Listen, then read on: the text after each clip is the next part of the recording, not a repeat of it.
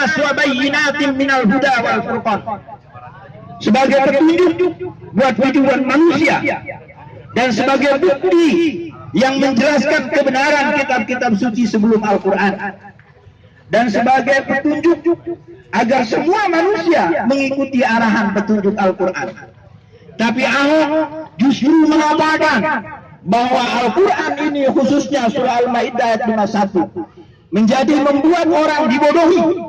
Maka dia berpesan supaya tidak jangan mau dibodohi dengan ayat 51 itu.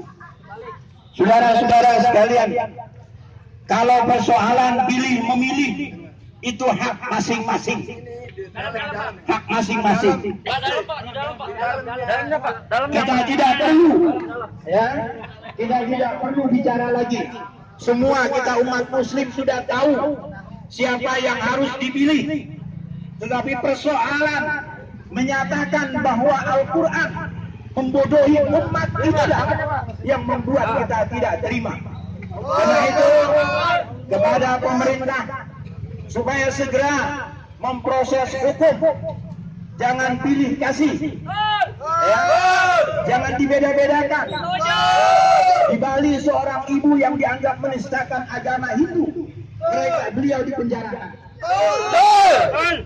Zaman Rasulullah Sallallahu Alaihi Wasallam, orang-orang yang menghina Al-Quran, kelompoknya Abu Jahal, Abu Lahab, Abu Sufyan, mereka semua tidak suka terhadap perkembangan agama Allah. Liyutfi'u nurallah bi'afwahihim. Mereka ingin menghambat, bahkan menghilangkan agama Allah. Tapi wallahu mutimmu nurihi. Allah yang menyempurnakan agama ini. Agama ini. Allah yang menegakkan agama ini. Kita dituntut untuk mengikuti sunnah Rasulullah Sallallahu Alaihi Wasallam. Kita dituntut untuk mendengar seruan para alim ulama, saudara. Tidak ada kita hidup sekarang mengikuti Nabi secara langsung. Kita hidup tidak satu zaman dengan Nabi. Ulama lah yang menjadi pewaris Nabi. Al-ulama warasatul anbiya, wal anbiya la yurathu illa al-ilm. Ulama adalah pewaris Nabi, dan Nabi tidak mewariskan apapun kecuali ilmu. Faman warasal ilma fahuwa min warasatil anbiya. Siapa yang mewarisi keilmuan agama ini, dialah bagian daripada pewaris Nabi Sallallahu Alaihi Wasallam. Ketika para ulama dilecehkan, ketika para aulia Allah dilecehkan, maka Allah izinkan untuk mengangkat genderang perang itu, saudara. Allahu Akbar. Allahu Akbar. Allahu Akbar. Islam bukan agama yang agresif. Islam agama yang ofensif. Islam agama yang defensif, bukan agresif. Tapi kalau musuh bertindak agresif kepada Islam, pantang umat Islam mundur.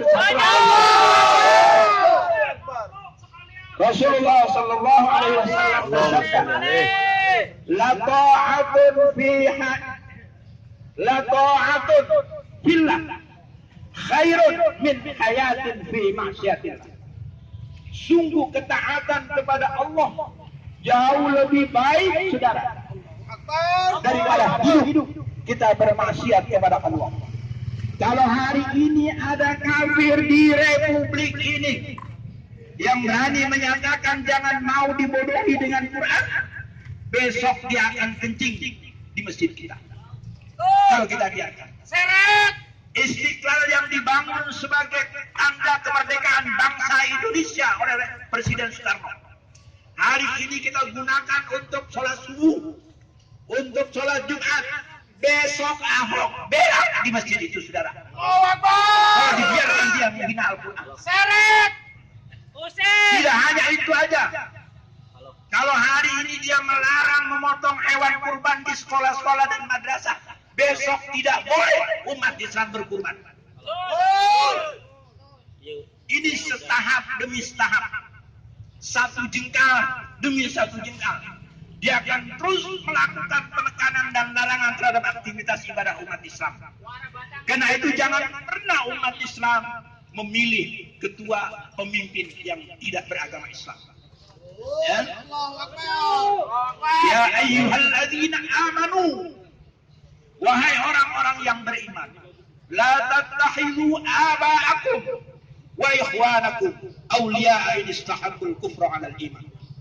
Wahai orang-orang yang beriman, jangan kamu pilih bapak-bapakmu, saudara-saudaramu untuk menjadi pemimpin kalau mereka cenderung kepada kekufuran dibanding kepada keimanan. Yang semuslim saja seiman kalau dia lebih miring kepada kekafiran, tidak boleh diangkat jadi pemimpin. Apalagi jelas dia non-muslim, saudara. Allahu Akbar. Apalagi jelas sudah non-muslim menghina Quran yang menjadi satu-satunya kitab suci umat Islam seluruh dunia. Kalau hari ini dia berani menyatakan Quran itu adalah membodohi umat, besok dia kencikin itu Quran, besok dia hidap itu Quran, besok Allahu Akbar. Dan itu yang terjadi di Amerika Serikat sekarang. Mudah-mudahan orasi kita yang singkat ini dapat mempersatukan hati nurani kita. Jangan sampai kita berkumpul tapi hatinya